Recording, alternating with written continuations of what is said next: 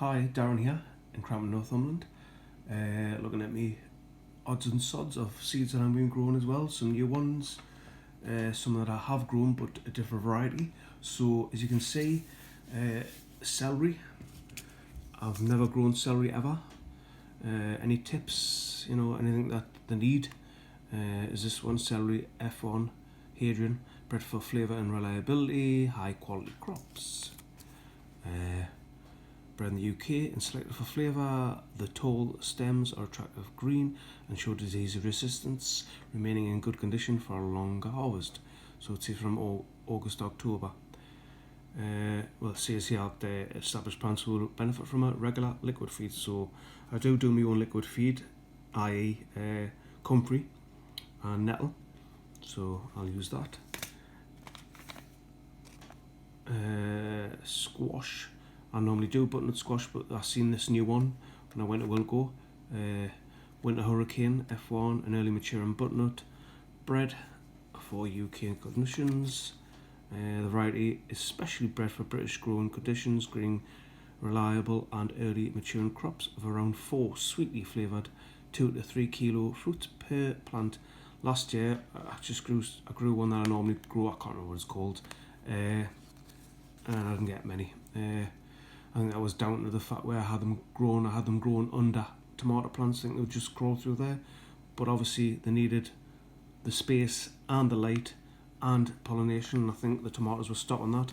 So I'll be growing some in the polytunnel again, but more space, and outside to see what the difference is, because I did see people growing them outside and they had a fantastic crop last year, so we'll have to see. I'm going to try and grow these again. Same thing, I grew a few plants, put them in the polytunnel under the tomatoes, exactly the same thing. Didn't get a single one. I had a couple of years ago, fantastic crop, so I'm hoping to get some good things with this. So yeah, another tomato I tried to grow last year, but for some reason didn't work.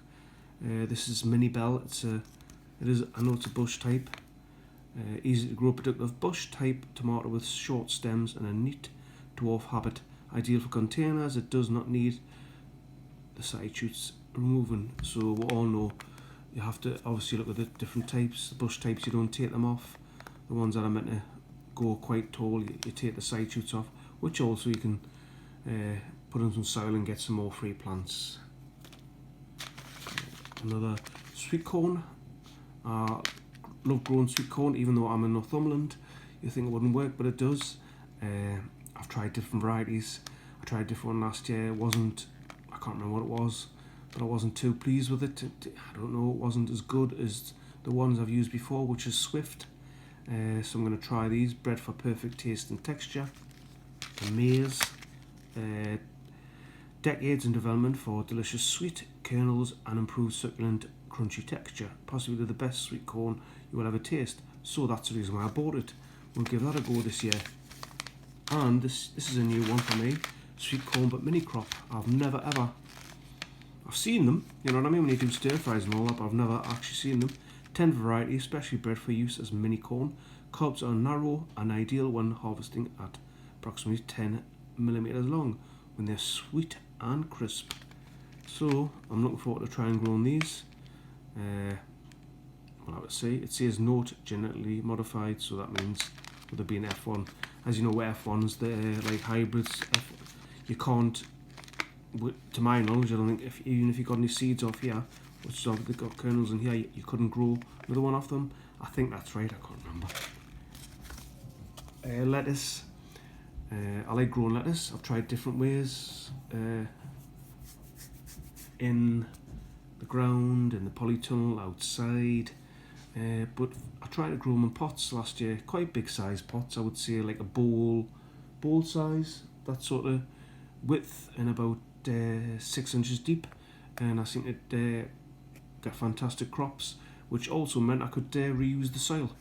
So I'm going to grow that. That looks quite nice. And if you see one of my videos, the odds and sods, the last ones, last one I did, I'm doing watermelon, and I'm going to also try this again. Melon Melba. I did try and grow them a couple of years ago, but for some reason it didn't work. I didn't get any crops, so I'm going to see if this works. Classic variety producing succulent, fleshy fruits with a delicious sweet flavour. Vigorous plants are capable of producing generous yields. So we'll have to see. And that'll be sown indoors as well this February. And the last one, melon Rava F1. That's another, obviously. But it says a wonderful sweet Galana type. Fruits weigh 800 to 1.4 and set well. You see, I had some seeds last year and I grew them. I knew they were melons because I had wrote on it, but I didn't know what they were. And for some reason, they seem to look like these. I seem to do okay. I think I got 4, 5, 6, I can't remember, but I had tried some in a big pot. They seem to do better in the pot than they did in the ground. Some in the ground in the polytunnel were loads of light, some on the opposite side. That was, once again, shadowed by the tomatoes that I put in, and it proved that I needed light. And I didn't put anything in the ground, no fertiliser. So I think this year I'm going to try that, putting some fertiliser in the ground to see if they need feeding. Any tips about melons? If there's anybody out there that's grew melons before, just let us know. What's your tips? What's, to get the fruits. Anyway, thanks for watching. Hopefully I'll have some videos of me putting these, seeding them up, and obviously transferring them, and as the time goes on. Anyway, happy growing. It's bye from me. Ta-ra.